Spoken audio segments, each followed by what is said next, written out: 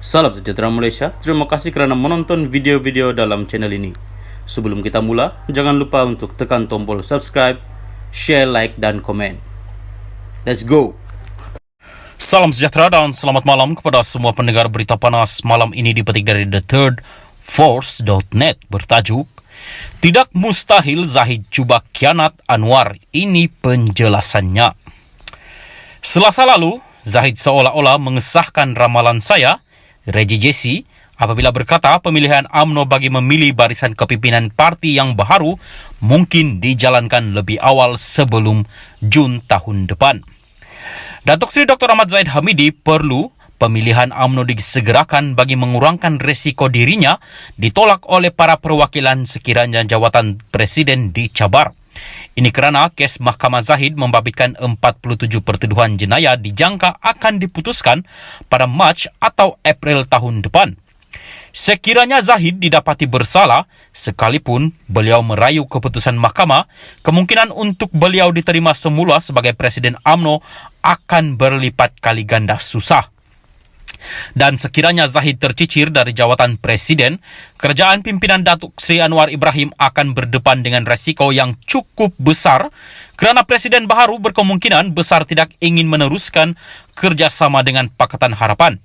Manakala itu, jika Zahid berjaya kekalkan kedudukannya sebagai Presiden UMNO dan jika mahkamah mendapatinya tidak bersalah, tidak ada apa-apa yang menghalang Zahid daripada cuba berbaik semula dengan PAS.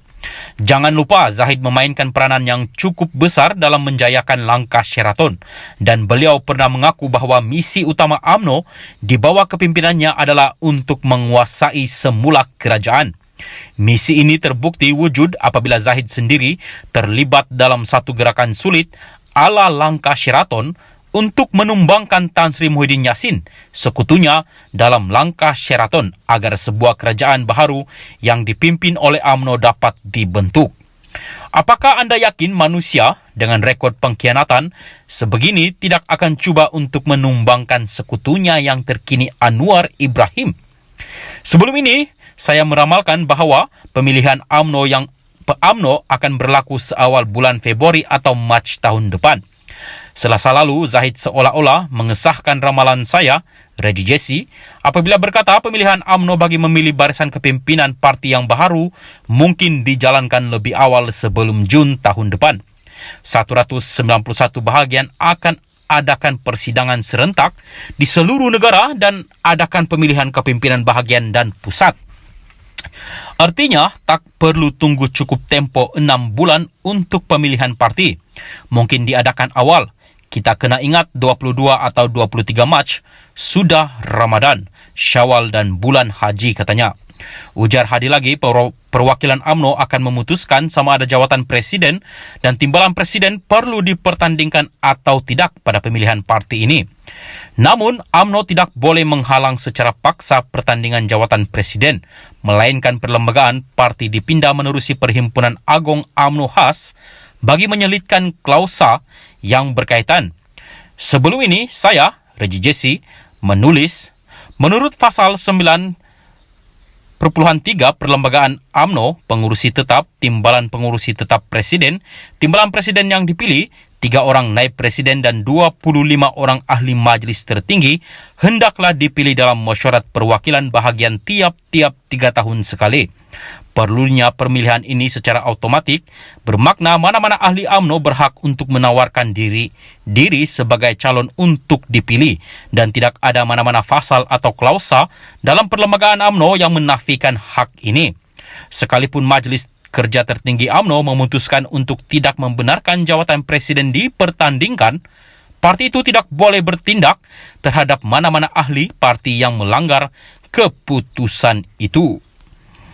Kenyataan ini tidak semestinya mencerminkan pendirian saya sebagai admin dalam channel YouTube ini. Sekian, salam perpaduan, teruskan bersama channel ini. Salam sejahtera dan selamat petang kepada semua pendengar. Salam perpaduan. Berita panas petang ini dipetik dari Malaysia Kini bertajuk Wan Saiful cadang Johari ganti Rafizi sebagai Menteri Ekonomi. Berita penuh. Ketua Penerangan Bersatu Wan Saiful Wan Jan menggesa Perdana Menteri menggantikan Menteri Hal Ehwal Ekonomi Rafizi Ramli yang disifatkannya sebagai angku dan tidak kompeten. Menurutnya, kerajaan harus menumpukan usaha membantu rakyat tanpa mengira fahaman politik dan bukannya bermatlamat untuk membuatkan sesiapa terduduk.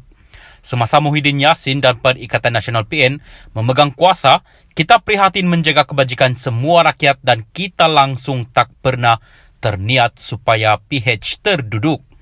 Tak kira PN atau PH, semua kita bantu. Itulah beza kerajaan PN yang adil dan PHBN yang angku dan tidak kompeten. Sifat angku PHBN inilah yang menyebabkan mereka sentiasa salah target sasaran. Target sebenar sepatutnya menghasilkan idea bantu rakyat, tapi disebabkan angku, target PHBN masih lagi nak balas dendam jika ada orang kritik mereka katanya di Facebook hari ini. Ahli Parlimen Tasik Gelogo itu mengulas caipan Twitter oleh Rafizi awal minggu ini bahawa pemimpin PN akan terduduk selepas dijelaskan mengenai mekanisme kawalan harga. Wan Saiful seterusnya membidas kerajaan yang disifatkannya mengamalkan politik balas dendam terhadap pengkritik. Sepatutnya pada masa ini, lihatlah bagaimana nak mulakan supply side reform supaya kita ada penyelesaian jangka panjang berkaitan harga barang. Dasar berkaitan insentif, percukaian, subsidi, peraturan ekspor, semuanya adalah perkara yang boleh kerajaan gunakan untuk bantu rakyat, katanya. Wan Saiful turut menggesa Perdana Menteri Anwar Ibrahim menggantikan Rafizi dengan ahli Parlimen Titi Wangsa Johari Abdul Ghani untuk menerajui portofolio Menteri Ekonomi. Johari jauh lebih berwibawa dan tidak kebudak-budakan sehingga nak buat sesiapa terduduk semata-mata sebab dendam politik, katanya. Rafizi baru-baru ini menyangkal dakwaan bahawa dia bermaksud mencadangkan orang ramai berhenti membeli ayam untuk membantu menghentikan kenaikan harga berkaitan inflasi. Timbalan Presiden PKR itu menjelaskan bahawa dia sebaliknya menggalakkan usaha kolektif oleh orang ramai dan kerajaan untuk memerangi inflasi.